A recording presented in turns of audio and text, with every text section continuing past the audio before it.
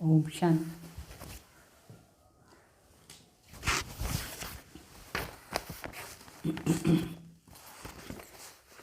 వినర పాట. జీవన్ ఢోర్ తుమి సంగ్ బాంది.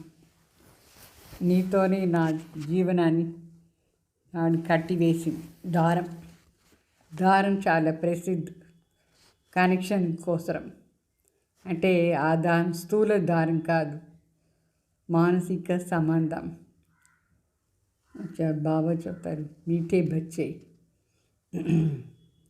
तुम्हें अपनी जीवन डोर एक बाप से बांधी, तुम्हारा कनेक्शन एक से है, एक से ही थोड़ निभाना है. అంటే మనం బాబా దగ్గర సంబంధం కట్టి వేసుకున్నాం. దారం ఏ దారంతో? భక్తి మార్గంలో దారం కడతారా లేదా? ముడి వేస్తారు. అయితే ఇక్కడ శివబాబా దగ్గర మనకు కనెక్షన్. అంటే ఒక్కరి దగ్గర మాత్రమే మన సంబంధాన్ని నిభాయిస్తూ ఉన్నాం. प्रश्न, संगम युग पर आत्मा अपनी डोर परमात्मा के साथ जोड़ती है, तो इसकी रस्म अज्ञान में किस रीति से चली आती है? అంటే ఇప్పుడు ఆత్మ పరమాత్మ దగ్గర సంబంధం పెట్టుకుంటుంది. అంటే మన దారం పరమాత్మ దగ్గర కట్టివేసింది, చేత ఇచ్చేసాం ఈ సంగం యుగంలో. దీని పద్ధతి భక్తి మార్గంలో ఏం చేస్తున్నారు? शादी के समय स्त्री के पालू पति के साथ बांधते हैं. स्त्री समझती है जीवन भर उसका ही साथ होकर के रहना है. तुमने तो अभी अपना पलव बाप के साथ जोड़ा है, तो तुम जानते हो हमारी परवरिश आधा कल्प के लिए बाप द्वारा होती है. అంటే భక్తి మార్గంలో మ్యారేజ్ చేసేటప్పుడు మీరు చూసి ఉంటారు, ఇక్కడ తాడు ఇది కట్టి వేసేస్తారు. కొంగు ఎవరి దగ్గర మ్యారేజ్ అయిందో వాళ్ళది ఇది ఉంటుంది పైన అంగవస్త్రం. మరి ఇక్కడ కొంగుని కట్టి వేసేస్తారు. మళ్ళీ చూడతారు హోమంత్ కట్టి వేసుకొని 7 అడుగులు పెట్టి చుట్టేది స్త్రీ పతి. అయితే దాని అర్థం ఏమి అది వాళ్ళకి తెలీదు. వాళ్ళు స్త్రీ పాపం అనుకుంటుంది, జీవనం అంతా నాకు వీళ్ళతో కట్టివేసి ఉంది, నేను వీళ్ళతోనే నడిపించాలి జీవనం అట్లా అని. ఇక్కడ మరి మన జీవనం బాబా దగ్గర కట్టివేసి ఉంది. బాబా మనకు 21 జన్మని పరివర్ష అంటే బాగా చూసుకుంటారు, పాలన చేస్తారు. ఎవరి దగ్గర మన జీవనం కట్టివేసి ఉందో వాళ్ళు పాలన చేసేది. పాలనలో ఏమేమి అన్నీ వస్తుందా లేదా? సో ఇక్కడ భగవాన్ కూర్చొని మన పాలన చేస్తున్నారు. గీత్ జీవన్ డోర్ తుమి సంగ్ బాంది పాట విన్నారు కదా, ఎంత బాగుంది. ओम शांति. देखो, गीत में कहते हैं जीवन डोर तुमी संग बांध. जैसे कोई कन्या है, वो अपनी जीवन की डोर पति के हाथ में बांधती है, पति के साथ समझती है कि जीवन भर इनका ही साथी होकर के रहना है, तो उनको ही परवरिश करनी है. ऐसे नहीं कि कन्या को उसकी परवरिश करनी है, नहीं, जीवन तक उसकी परवरिश करनी है. तो तुम बच्चों ने भी जीवन डोर बांधी है, बेहद के बाप के साथ कहो या टीचर के साथ कहो या गुरु के साथ. तो ये आत्माओं की जीवन की डोर परमात्मा के साथ बांधने की है. అంటే మన జీవనాన్ని దారం పరమాత్మతో కట్టివేసినారు. అంటే లౌకికలో కన్య మ్యారేజ్ చేసేటప్పుడు పతితో అక్కడ ఇట్లా కట్టి ముడి వేస్తారు కదా, మరి రౌండ్ రౌండ్ పోతూ ఉంటారు హోమం. అనుకుంటుంది పాపం, నా జీవనం వీళ్ళతో కట్టివేసింది, వాళ్ళే కదా చూసుకోవాలి, ఎవరు వెంటే కట్టివేసినారు వాళ్ళు చూసుకోవాలి జీవనాన్ని. అట్లా ఇక్కడ మరి వాస్తవంగా చూస్తే బేహద్ తండ్రి పరమాత్మ, తండ్రి అయినా సరే, టీచర్ అయినా సరే, సద్గురు, వాళ్ళతో మన జీవనం కట్టివేసి ఉంది. వాళ్ళే మన బాగా చూసుకుంటారు. 21 జన్మాని కోసం బాగా చూసుకుంటారు. అక్కడ లౌకికలో హద్దు అంటే కన్యనే ఆ పతి బాగా చూసుకోవాలి, ఎవరితో మ్యారేజ్ చేసుకుంటే.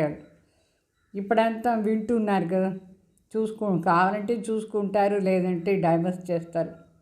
వాళ్ళకి ఎవరు ఇష్టమో మళ్ళీ ఇంకొకరిని కూడా మ్యారేజ్ చేసుకుంటారు. ఇక్కడ మరి శివబాబా అట్లా కాదు, ఎవరెవరు బాబా దగ్గర తన జీవనాన్ని కట్టివేసుకున్నారు వాళ్ళని లాస్ట్ వరకు చూసుకుంటారు 21 జన్మాని కోసం.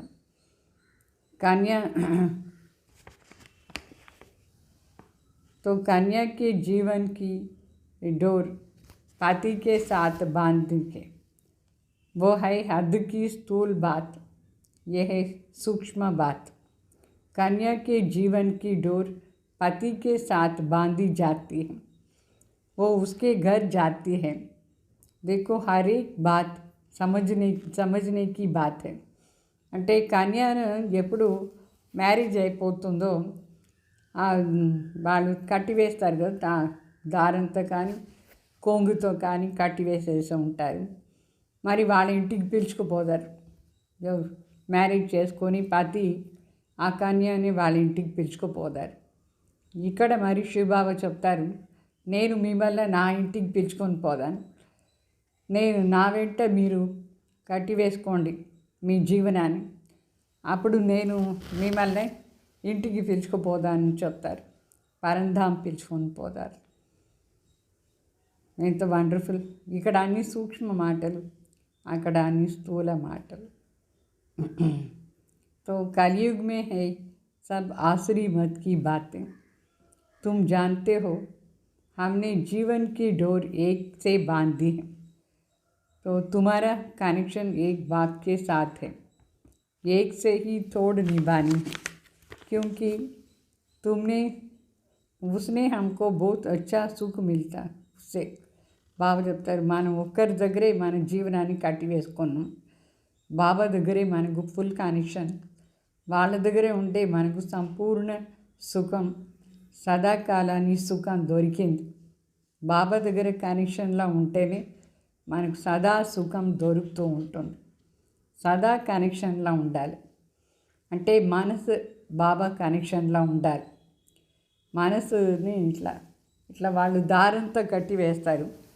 ఇక్కడ మరి సూక్ష్మంగా మనసు ద్వారా, బుద్ధి ద్వారా బాబా దగ్గర మనం సంబంధంలో ఉంటాం. సో ఈ సంబంధ ఆధారంలోనే మనకు స్వర్గానికి పోయే ఛాన్స్ దొరుకుతుంది, మన స్వర్గానికి మాలిక్ అయిపోతాం. ఇట్లా తండ్రి శ్రీమత్ అనుసారంగా మనం నడుచుకోవాలి. అక్కడ చెప్తారు పతి ఎట్లా చెప్తే అట్లా నడుచుకోవాలి. అట్లా అని ఎవరి దగ్గర కట్టి వేసుకున్నారో వాళ్ళు చెప్పినట్టుగా నడుచుకోవాలి. ఇక్కడ ఎవరి దగ్గర, శివబాబా దగ్గర ఇది ఆత్మీక దారం కట్టి వేసుకున్నాం. ఈ ఆత్మీక దారంలో శ్రీమత్ అనుసారంగా మనం నడుచుకోవాలి. ఆత్మనే శ్రీమత్ అనుసారంగా నడుచుకుంటుంది. సో ఆసురీ మతం లౌకికలో అది కింద పడేస్తుంది. అక్కడ ఎవరి దగ్గర మీరు మీ జీవనాన్ని ఇది కట్టి వేసుకున్నారు జీవనాన్ని, వాళ్ళు వికారంలో పోదారు, కింద పడేస్తారు. ఇక్కడ మరి శివబాబా మనని ఎక్కడ తీసుకుపోతారు, పరంధాం వరకు తీసుకుపోతారు. ఇది ఆత్మీక దారం కనెక్షన్. శ్రీమత్ అనుసారంగా మనం నడుచుకుంటాం, అక్కడ ఆసురీ మతం అనుసారంగా నడుచుకుంటారు. तो तुम जानते हो हम अपनी आत्मा की डोर परमात्मा के साथ बांधते हैं, तो हम उनसे 21 जन्मों के लिए सदा सुख का वर्षा पाते हैं. तो उस अल्पकाल की जीवन डोर से तो नीचे गिरते आए हैं. ये 21 जन्मों के लिए गारंटी है. బాగా చెప్తారు, లౌకికల అల్పకాల జీవన బంధం నుంచి జీవనాన్ని ఎవరి దగ్గర కట్టి వేసుకున్నారు. దాంట్లో మనం ఇంకా ఎక్కువ పడిపోతాం, ఏమీ సుఖమే లేదు, చాలా దుఃఖం ఉంటుంది. అయితే ఇక్కడ శివబాబా దగ్గర మన జీవనాన్ని కట్టి వేసుకున్నాం. ఇది గ్యారంటీ, మనకు 21 జన్మానికి అవసరం సుఖం ప్రాప్తి అయింది, 100% గ్యారంటీ ఇక్కడ. సో ఇక్కడ మనకు సంపాదన చాలా జబర్దస్త్ సంపాదన. దీంట్లో మరి మనం టైం వేస్ట్ చేయకూడదు. నిరంతరంగా బాబా తలంపు, ఏ పని చేస్తూ ఉంటే కూడా మనసులో బాబానే ఉండాలి, బాబా తలంపు చేయాలి. వాళ్ళే మన పతి. ఇప్పుడు మన పతి ఎవరు?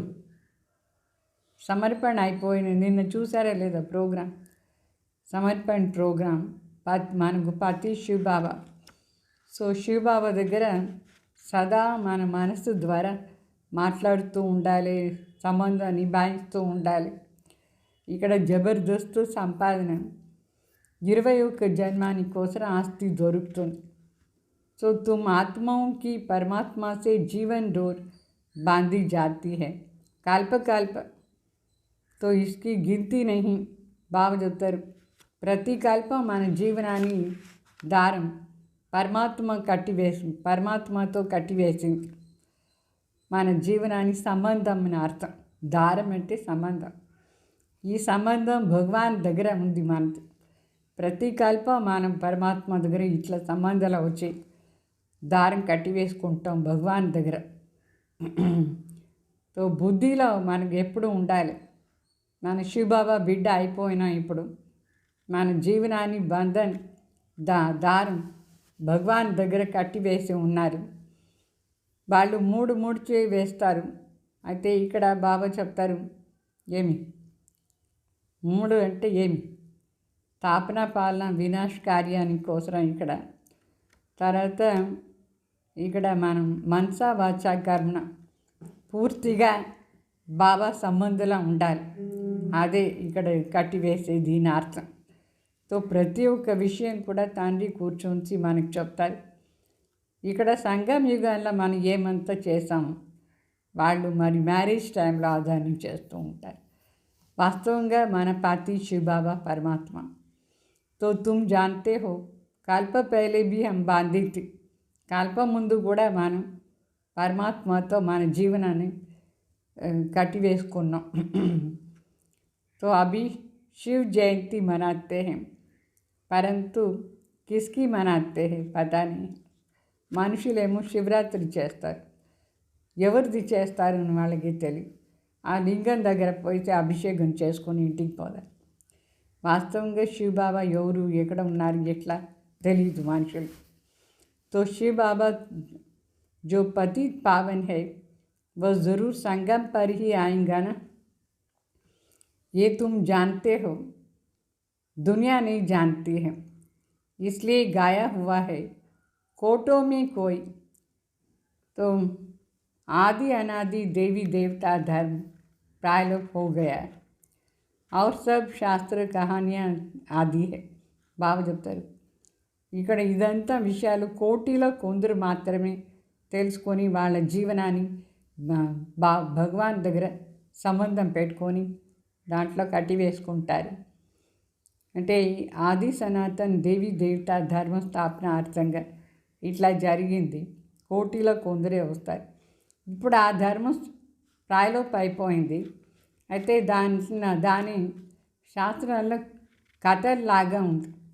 కథలంతా చూసినారు కదా, ఎట్లా పార్వతి తపస్సు చేస్తుంది, శివుడిని మాత్రమే మ్యారేజ్ చేసుకోవాలని. ఇట్లా చాలామంది ఇది కథలు ఉంది. ఒక్క భగవాన్ ఈశ్వర్ని మాత్రమే మ్యారేజ్ చేసుకుంటాం, వేరే ఎవరిని చేసుకోము అని చెప్పేసి తపస్సు చేస్తారు ఎంతమంది కన్యలు. ఆ తపస్యకు అర్థం ఏమి? పరమాత్మ ఒక్కరిని మాత్రమే నేను సంబంధంలో పెట్టుకుంటాను, వేరే ఎవరు లేదు అని అర్థం. ఇదంతా ఇప్పుడు మనకు బాగా అర్థమైపోయింది. తో తుమ్ అప్ని జీవన్కి డోర్ బంద్ రహే హో. మన జీవనాన్ని దారం భగవాన్ దగ్గర కట్టివేసుకున్నాం. तो आत्माओं की परमात्मा के साथ डोर जुटी हुई है, इसमें शरीर की कोई बात नहीं है.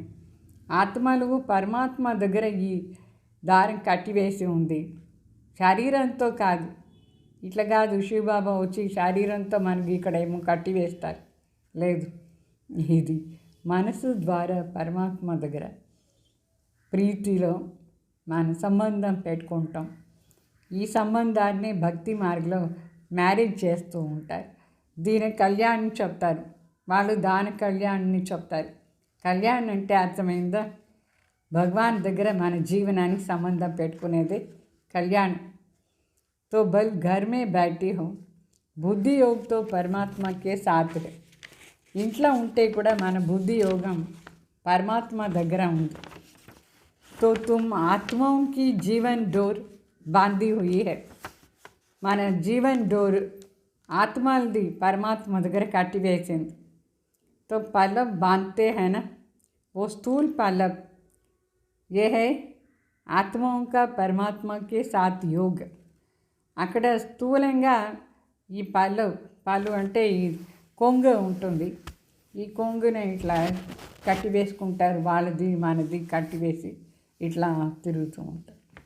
ఇక్కడ మరి ఆత్మ పరమాత్మతో కనెక్షన్ పెట్టుకుంటుంది, అంటే సంబంధం పెట్టుకుంటే యోగం ఉంటుంది. పరమాత్మ దగ్గర యోగం ఇక్కడ, అక్కడ స్థూలంగా చేస్తున్నారు, ఇక్కడ సూక్ష్మంగా, ఇక్కడ చేసేదే అక్కడ మరి స్థూలంగా చేస్తారు. तो भारत में शिव जयंती मनाते हैं, परंतु वो कब आया था ये किसको पता नहीं है. ఈ భారత్లోనే శివ జయంతి చేస్తారు, ఎప్పుడు వచ్చినారు ఆ భగవాన్ తెలీదు. कृष्ण की जयंती कब मनाते, कब हुआ था, राम की जयंती कब हुआ था, ये भी नहीं जानते. तो बच्चे तुम त्रिमूर्ति शिव जयंती अक्षर लिखते हो, परंतु इस समय 3 मूर्तियाँ तो आई नहीं. అంటే త్రిమూర్తి శివ జయంతిని మన రాస్తాం కదా.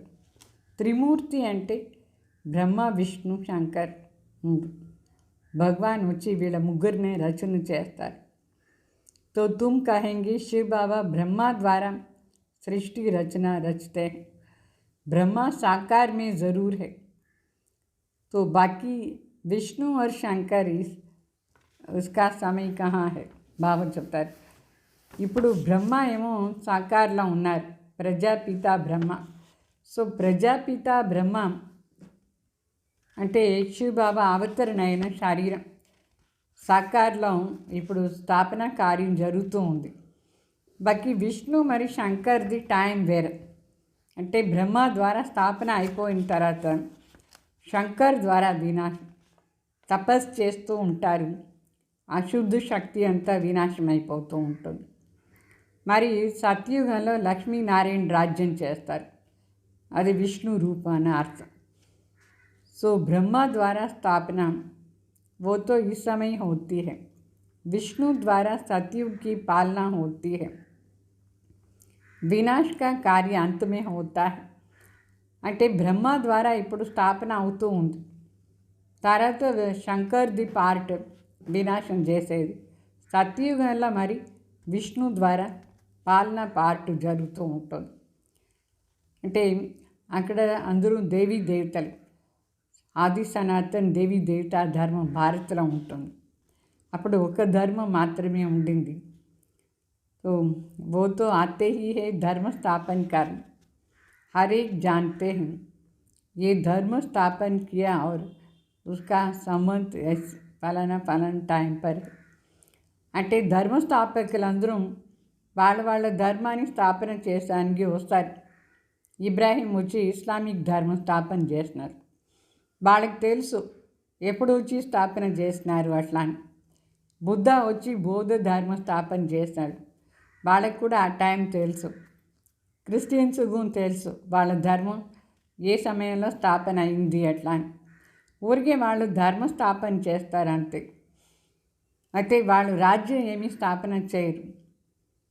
సో వాళ్ళకు తెలుసు బాగా డేట్ అండ్ టైం. మన భారతవాసీలకే తెలీదు ఎప్పుడు మన ధర్మం స్థాపన అయింది, ఏమి అది మన ధర్మం, అది మన భారతవాసీలకే తెలియదు.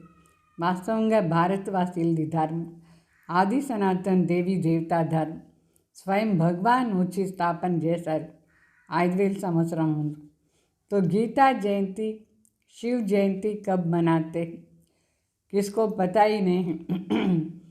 వాస్తవంగా శివ జయంతి ఎప్పుడు చేస్తారు, గీతా జయంతి ఎప్పుడు చేస్తారు అదని తెలీదు. ఎప్పుడు అయింది శివ జయంతి? ఎప్పుడు అయింది? ఏ సమయంలో భగవాన్ ఈ ప్రపంచంలో అవతరణ అయినారు అదే శివ జయంతి. మరి అవతరణ అయిన వెంటనే ఇదంతా జ్ఞానం చెప్తారా లేదా? ఈ జ్ఞానమే గీత భగవాన్ వాచ. వెంటనే చెప్పే స్టార్ట్ చేస్తారంటే అప్పుడప్పుడే శివ జయంతి సో గీతా జయంతి అయిపోతుంది. ఇదాన్ని మనుషులకు తెలీదు. మరి कृष्ण और राधे उनकी आयु 2-3 वर्ष की फर्क होगा ना. सतयुग में ज़रूर पहले कृष्णा ही तो आएगा, फिर बाद में राधा. परंतु सतयुग कब था ये किसको भी पता नहीं. మరి శ్రీకృష్ణ మొదట్లో రాజ్కుమార్ కదా. కృష్ణ వచ్చిన తర్వాత ఒక 2-3 సంవత్సరాల తర్వాతనే రాధా కూడా పుట్టేది. అంటే తేడా ఉంటుందా లేదా? వయసు తేడా ఉంటుంది. రాజాగు రాణిగు 2 సంవత్సరాలైనా తేడా ఉంటుంది. అయితే సత్యుగంలో శ్రీకృష్ణ జన్మం తీసుకుంటాడు. రాధా కూడా కృష్ణ జన్మం తీసుకున్న తర్వాత 2 సంవత్సరాల తర్వాత ఎవరు राधा जन्म తీసుకుంటాను. तो तुमको भी समझने में बहुत वर्ष लगा, तो 2 दिन में कोई कहाँ समझ सकते. అంటే మొదట్లో ఈ స్థాపన కార్యం జరిగింది బ్రహ్మ ద్వారా. శివబాబా ఇదంతా జ్ఞానం ఇచ్చే టైంలో దాది వాళ్ళకు ఎంత టైం పట్టింది అన్ని విషయాలు బాగా అర్థం చేసుకునేదాన్ని. వాళ్ళకు అన్ని విషయాలు బాగా అర్థమైపోయిన తర్వాతనే సర్వీస్ స్టార్ట్ చేసినారు. సో మనుషులు 1 రోజు 2 రోజులు వస్తారు, వాళ్ళకి ఏమి అన్నీ అర్థమవుతుంది. కంటిన్యూగా కొంచెం వస్తేనే అన్ని విషయాలు కూడా బాగా అర్థమవుతుంది. बाप तो बहुत सहज बताते, वो है बेहद का बाप. ज़रूर उनसे सबको वर्षा मिलना चाहिए. वो गॉड फादर कह करके याद करते हैं. लक्ष्मी नारायण का मंदिर है, तो ये स्वर्ग में राज्य करते थे ना, परंतु उनको ये वर्षा किसने दिया? ज़रूर वर्षे स्वर्ग का रचयिता ने ही उनको दिया होगा.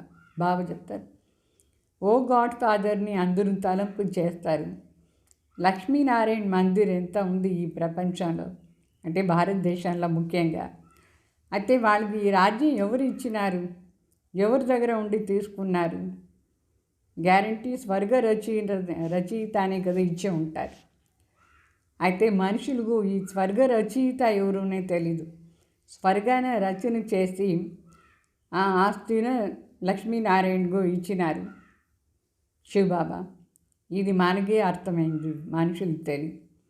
పరంతు కబ్ కైసే దియాత, ఎట్లా ఇచ్చినారు ఆస్తి అది తెలీదు. ఎట్లా ఇచ్చి ఉంటారు?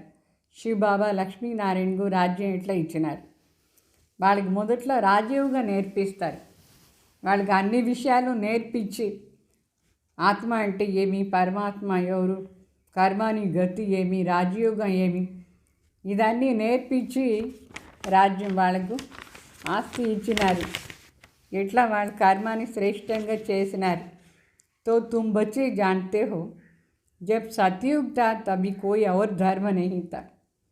सतयुग में हम पवित्र थे, कलयुग में हम पापी थे. तो संगम पर ज्ञान दिया होगा. అంటే గ్యారంటీ ఎప్పుడు ఇచ్చి ఉంటారు? సంగం యుగాల్లోనే ఇచ్చి ఉంటారు.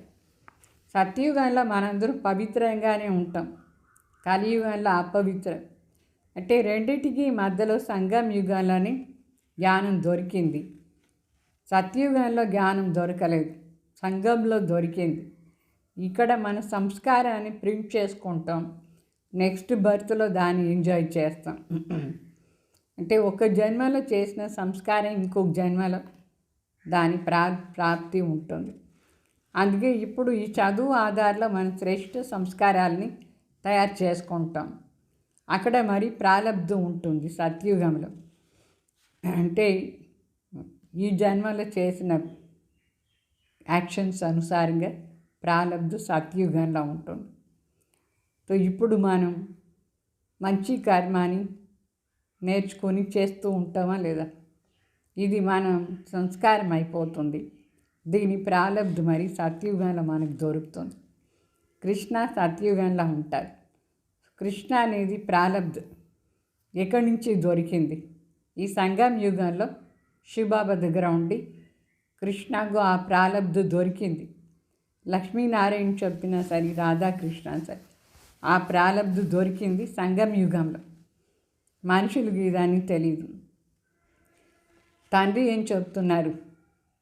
ఎవరెవరు కల్పం ముందు ఇదని అర్థం చేసుకున్నారు, వాళ్ళకి మాత్రమే ఇప్పుడు కూడా అర్థమవుతుంది.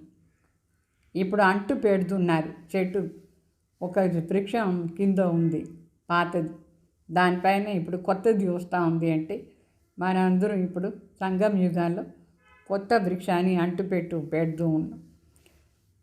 సో మోస్ట్ స్వీటెస్ట్ జాడ్కా కలం లగ్తా, చాలా మధురమైన వృక్షం అది సత్యు, దాని అంటు పెడుతున్నారు బాబా. तो तुम जानते हो आज से 5000 वर्ष पहले बाप आकर के मनुष्य से देवता बनाया था. अभी तुम ट्रांसफ़र हो रहे हो. ఈ రోజు నుంచి 5000 సంవత్సరం ముందు పరమాత్మ వచ్చి ఏం చేసినారు? దేవత చేసినారు.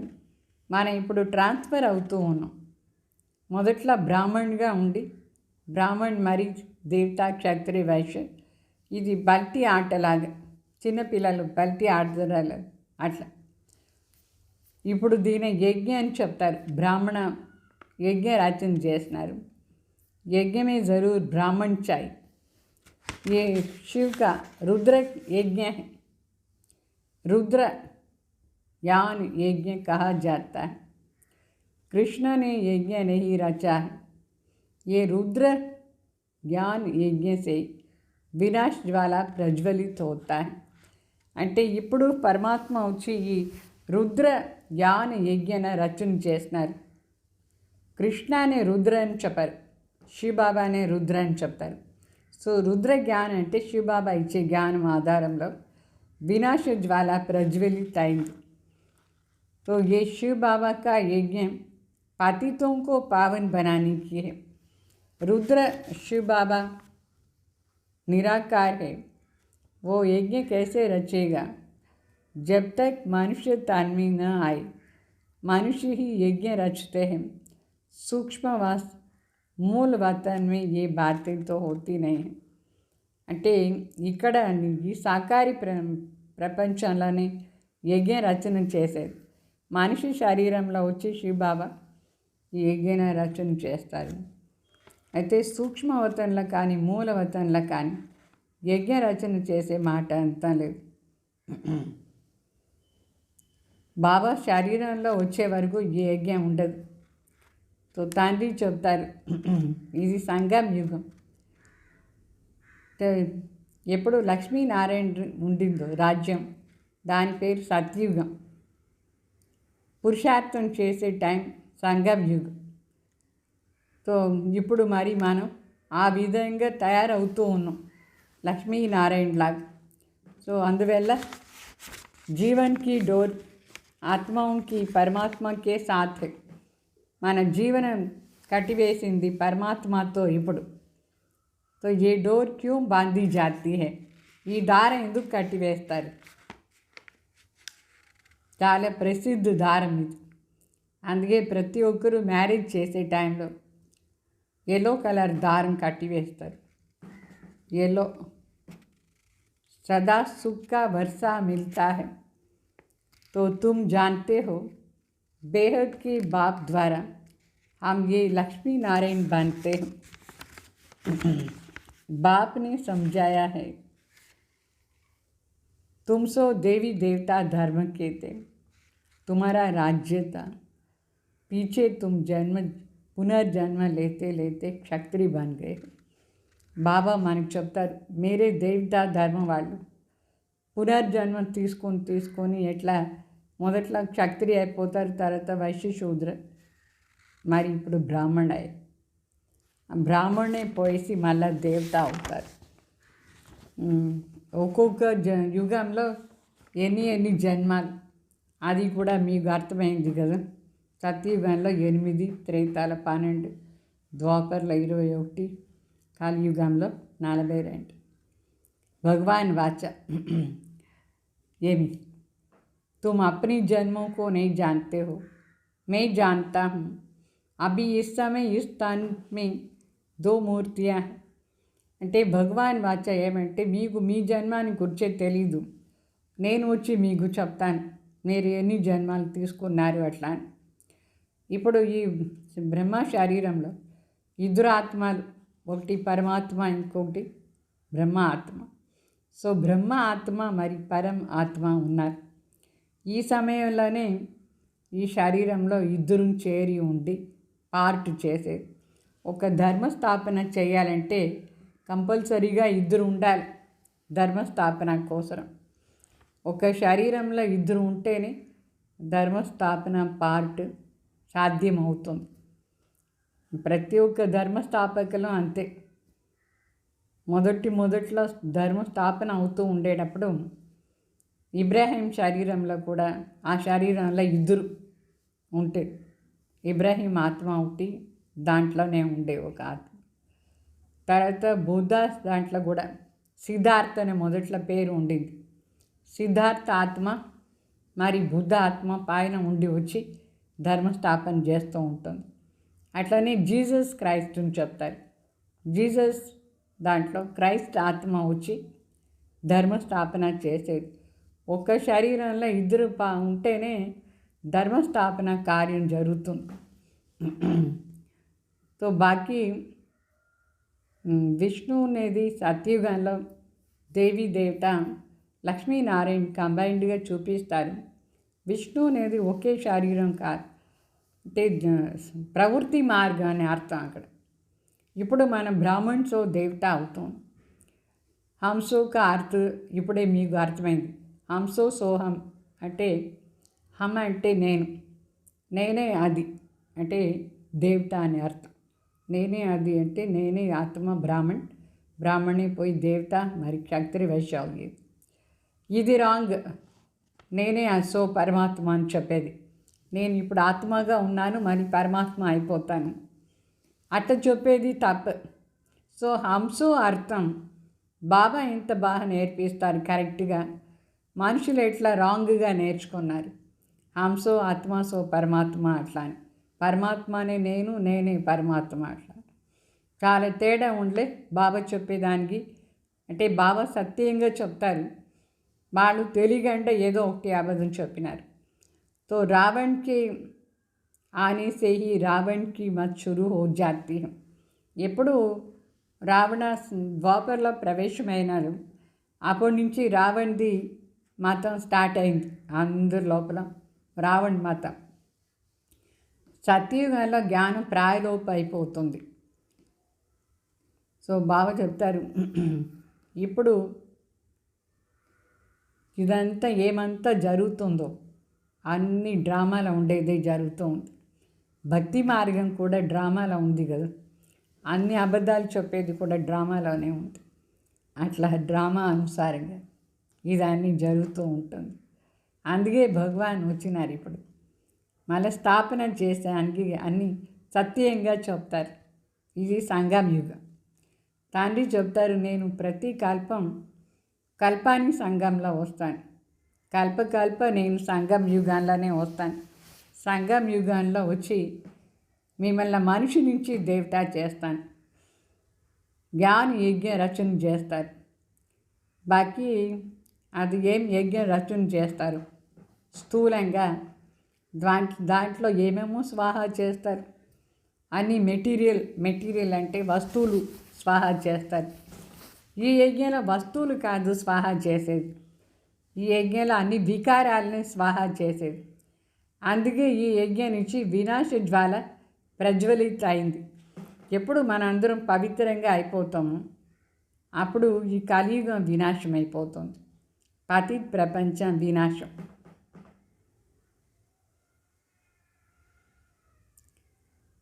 లేదంటే పావన్ ప్రపంచం ఎట్లా వస్తుంది? సో పావన్ ప్రపంచం స్థాపన కోసం పతిత ప్రపంచం వినాశం కావాలి. దానికే ఇది యజ్ఞరచన చేశారు. మరి బాబా చెప్తారు, మీరే పిలిచినారు నన్ను, హే పతిత్ పావన్ రండి ఎట్లా అని. పతిత్ ప్రపంచం వినాశం చేసి పావన్ ప్రపంచం చేయండి మనమే పిలిచినాం. సో పతిత్ పావన్ వచ్చేదంటేనే అర్థం ఏమి? పతిత్ ప్రపంచం వినాశం, పావన్ ప్రపంచం స్థాపన కోసం. దీని పేరు మహాభారత్ యుద్ధం.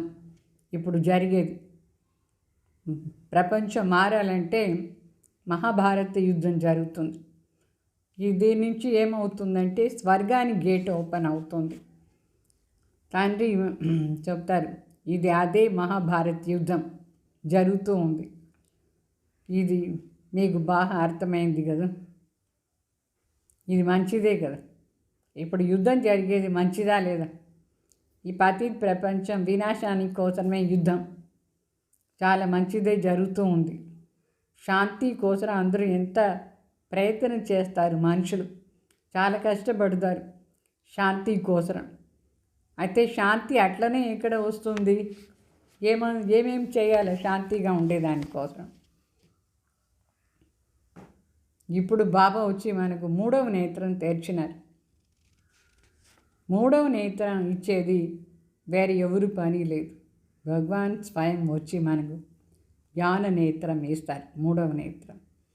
ఇప్పుడు మనకు చాలా సంతోషం. బేహద్ తండ్రి దగ్గర ఉండి మనం ఇప్పుడు మళ్ళీ మనం అదే ఆస్తి తీసుకుంటాం, బేహద్ ఆస్తి. బాబా చెప్తున్నారు, నేను ఒక్కసారి వస్తాను, వచ్చి మీకు ఆస్తి ఇస్తాను. మరి ఎన్నిసారి మనం ఆస్తి తీసుకున్నాం బాబా దగ్గర ఉండి? ప్రతి కల్పం కూడా అనేకసారి ఆస్తి తీసుకుంటాం భగవాన్ దగ్గర ఉండి. మళ్ళీ రావణ్ ఎప్పుడు వస్తాడో శాపం ఇచ్చేస్తాడు, ఆస్తి అన్నీ వెళ్ళిపోతుంది శాపం. ఈ మాటలు మీకు బాగా అర్థమైంది కదా, ఈజీ కూడా. అందువల్ల మనం రావణ్కు వశం కాకూడదు. రావణ్కు వశం అయిపోయినామంటే ఆస్తి అంతా వెళ్ళిపోతుంది. జాగ్రత్తగా ఉంటారు. బాకీ భగవాన్ భగవాన్ ఏమి శాపం ఇయ్యరు. శాస్త్రాలు ఏమేమో దంతకథ రాసి పెట్టినారు. దంతకథ అంటే అన్ని అబద్ధాలు కథలు. ఇప్పుడు బాబా చెప్తారు, మిమ్మల్ని ఎంత సౌకర్యంగా చేశాను, ఎందుకు మరి పేదవాళ్ళు అయిపోయినారు? ఇంత పేదవాళ్ళు ఎందుకు అయిపోయినారు అంటే రావణ్ శాపం నుంచి మన దగ్గర ఉండే డబ్బులంతా వెళ్ళిపోయింది.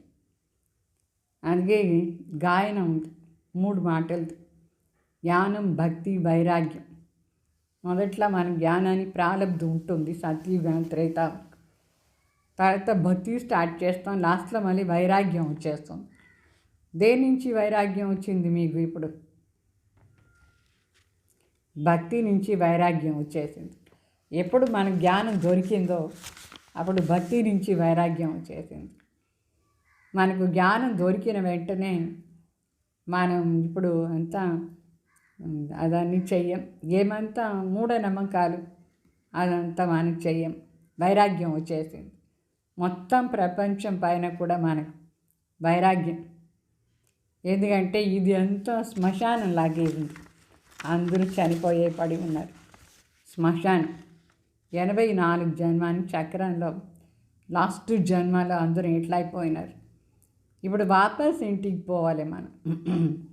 దానికి శివబాబా చెప్తారు, నా తలంపులోనే ఉంటే నా దగ్గర వచ్చేస్తారు మీరు.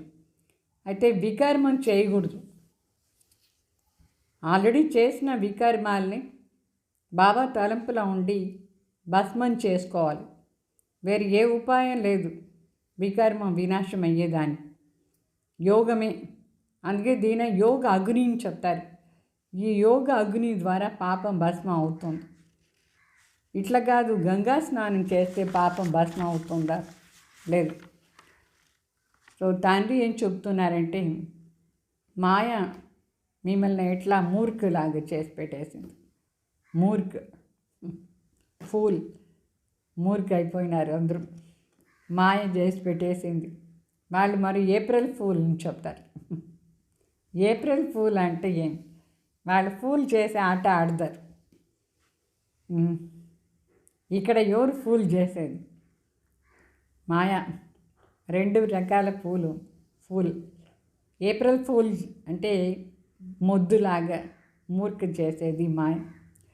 ఈ పూలులాగా మంచి గుణాలని చేసేది బాబా. ముళ్ళు నుంచి పూలు చేసేది బాబా. ఏప్రిల్ ఫూల్ చేసేది మాయ. ఏది వండర్ఫుల్. అర్థమైందా? ఇప్పుడు నేను వచ్చినాను మిమ్మల్ని లక్ష్మీనారాయణ లాగా చేశాను అని చెప్తారు. ఈ చిత్రం ఎంత బాగుంది. ఈరోజు మనం ఎట్లా ఉన్నాం, రేపు అట్లా అయిపోతాం. మనం ఎట్లా లక్ష్మీలాగా, అందరూ లక్ష్మీలాగా అయిపోతారు, నారాయణలాగా ఉంటారు. చాలా బాగుంది ఆ చిత్రం. చూస్తూ ఉండాలి, నేనే ఇట్లా అవుతాను అట్లా. అయితే మాయ ఏం తక్కువ లేదు. ఏం చేస్తుంది మాయ? మనకు బాబా దగ్గర దారం కట్టివేసి ఉంటే దాన్ని లాగేస్తుంది, లాగి తన సైడ్ కట్టివేసుకుంటుంది మాయ. వండర్ఫుల్. ఆ దారిని బాబా చెప్తారు, నా తలంపులా ఉండండి. మనకి తెలిసేదే లేదు, ఎప్పుడు మనం మర్చిపోయి మాయ సైడ్ పోయి ఉంటాం. కొంతసేపు తర్వాత చూస్తే అయ్యో నా బుద్ధి ఎక్కడ ఉండింది అనుకుంటాం. ఎంతవరకు మన బుద్ధి ఎక్కడెక్కడ తిరుగుతూ ఉంటుందో మనకి తెలియకుండా మన బుద్ధి మాయ సైడ్ పోయి ఉంటుంది. మళ్ళా మరి యోగం చేసడానికి ప్రయత్నం చేస్తూ ఉంటాం. భారతదేశాన్ని రాజయోగం ఇది చాలా ప్రసిద్ధి. ఈ రాజయోగం ఆధారంలోనే ఈ ప్రపంచాన్ని దీని యాద్గారి ఎన్ని విషయాలు జరుగుతుంది. ఆ మ్యారేజ్ అంతా కూడా చేసేది యాద్గారి, ఈ జ్ఞానం ఆధారంగా ఇట్లా జరుగుతుంది. తో బాబా చెప్తారు, మీకు నేను ఆస్తి ఇస్తాను. ఇది ఎవరికి తెలియలేదు. ఈ జ్ఞానంలో, ఈ యోగంలో పెద్ద ఆస్తి దొరుకుతుంది మనకు. ఇది ఎంత బాగా సీక్రెట్, మనుషులకు తెలిసేదే లేదు. బాబా చెప్తారు, బచ్చే మే తుమ్కో ఫిర్సే వర్షా దేనే ఆయా. తండ్రి చెప్తారు, బచ్చే నేను మీకు మళ్ళీ ఆస్తి ఇచ్చేదానికి వచ్చినాను. ఏతో బాప్ కా కామ్ హేనా, ఆస్తి ఇచ్చేది తండ్రి పని. इस समय सब नरकवासी हैं, तुम खुश हो रहे हो ना? यहाँ कोई आते हैं तो समझते हैं तो खुश हो जाते. బాగా చెప్తారు, ఇక్కడ ఎవరైనా వచ్చి ఇదన్నీ విషయాలు అర్థం చేసుకుంటేనే వాళ్ళకు సంతోషం ఉంటుంది. ఇదన్నీ రైట్ని అనిపిస్తూ ఉంటుంది. ఆత్మకు కల్పకల్ప వినింది కదా, విని ఆస్తిని అనుభవం చేసి ఉండింది. వాళ్ళకే రైట్ని అనిపిస్తూ ఉంటుంది, చాలా ఖుషి అయిపోతుంది బాబా దగ్గర వచ్చి ఇదన్నీ తెలుసుకుంటే ఈ విషయాలు. మరి తండ్రి ఆస్తి తీసుకునేడానికి మనకి ఎంత సంతోషం ఉండాలి. బాబాకు తెలుసు, అర్ధకల్పం పాపం భక్తి చేసి ఎంత అలసిపోయినారు బిడ్డలు. చెప్తారు బాబా, మీటే బచ్చే బాప్ తుమారి సబ్ థకాన్ దూర్ కర్తే. తండ్రి వచ్చి మన అలసిపోయిందంతా సరి చేస్తారు, ఫ్రెష్గా చేస్తారు బాబా. ఇప్పుడు భక్తి మార్గాన్ని, అంధకారాన్ని మార్గం మన కోసం పూర్తి అయిపోయింది. ఎక్కడ దుఃఖదాంలో ఉంటుంది ఇంతవరకు. ఇప్పుడు మన సుఖదాం పోయేదానికి అన్నీ చేస్తూ ఉన్నాం. శివబాబా దుఃఖదాంని సుఖదాంగా మార్చేదానికి వచ్చిన ఈ సంఘం విధానం. సో తండ్రి పరిచయం ఇస్తూ ఉన్నారు. బేహద్ తండ్రి ఆస్తి మనం తీసుకుంటాం, ఒక్కరిదే మహిమ చేస్తూ ఉండాలి. శివబాబా లేదంటే మనం ఎట్లా పావన అవుతాం?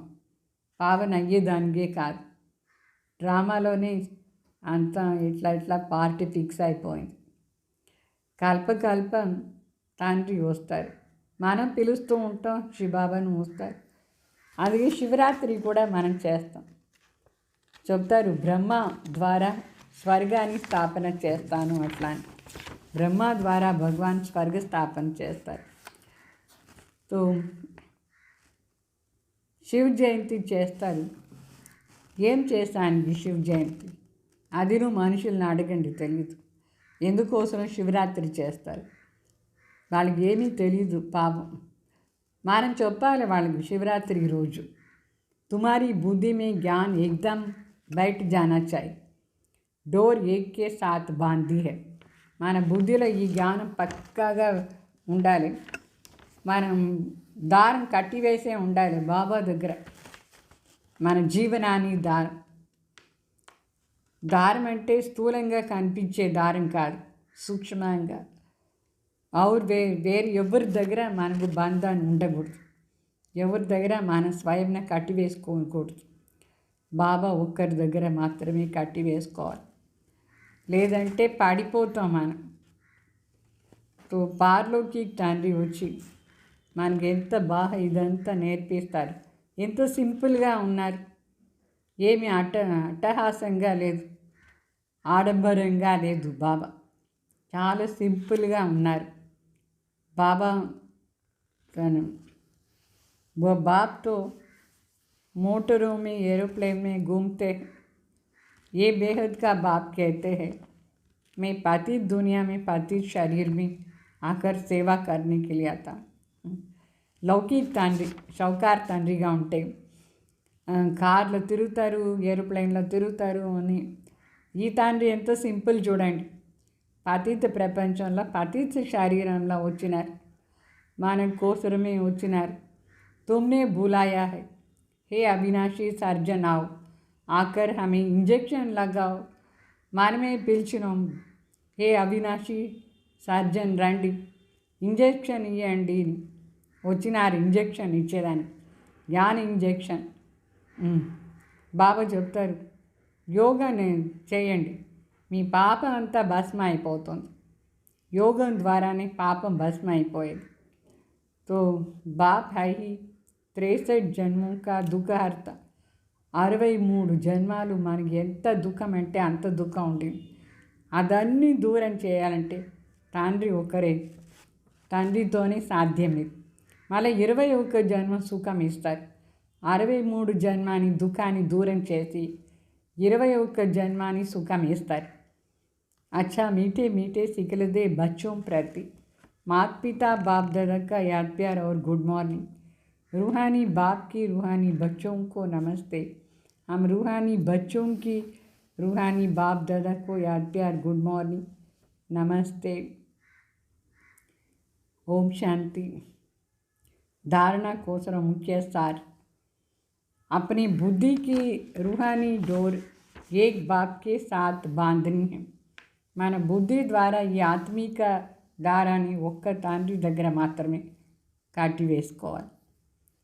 ఏకి హీ శ్రీమత్ పర్ చల్నా హై, ఒకరి శ్రీమత్లోనే నడుచుకోవాలి. ఆ మోస్ట్ స్వీటెస్ట్ झाड़ का कलम लगा रहे हैं, इसलिए पहले स्वयं को बहुत बहुत स्वीट बनाना है. మనం చాలా అతి ప్రియమైన వృక్షంది అట్టు పెడుతున్నాం, అందుకే చాలా మనం స్వీట్గా అయిపోవాలి. తలంపుని యాత్రలోనే సదా బిజీగా ఉండి వికర్మాలను వినాశం చేసుకోవాలి. మళ్ళీ వరదానం, సర్వ ఖజానోं को विश्व कल्याण प्रति यूज करने वाली सिद्धि स्वरूप भव.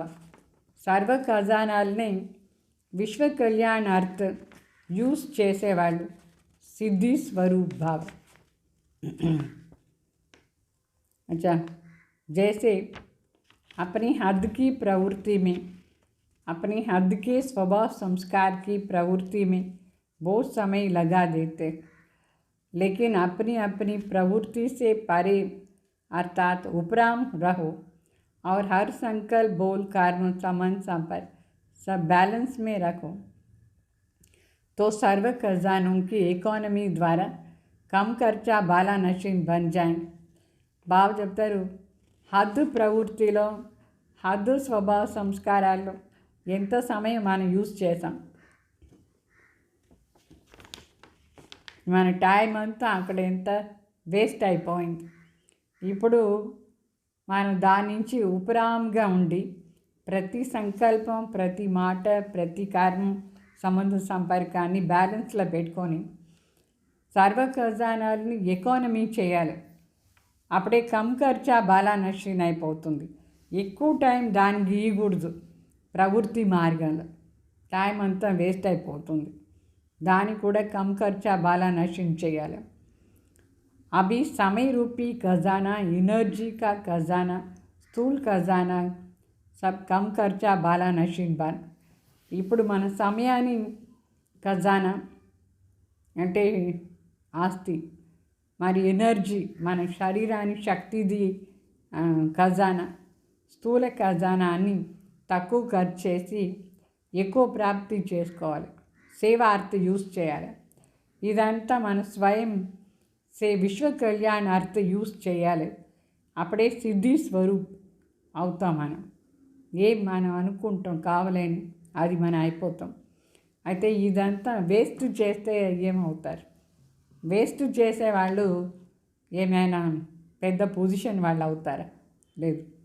స్లోగన్ एक की लगन में सदा मग्न रहो तो निर्विघ्न बन जाएंगे. ఒక్కరి లగన్లో సదా మగ్నం అయిపోయి ఉంటే నిర్విఘ్న అయిపోతాం. ఒకరి ప్రీతిలో లీనమైపోయి ఉంటే మనం సదా నిర్విఘ్నగా అయిపోతాం. అర్థమైందా? ఓం శాంతి. सांसों की माला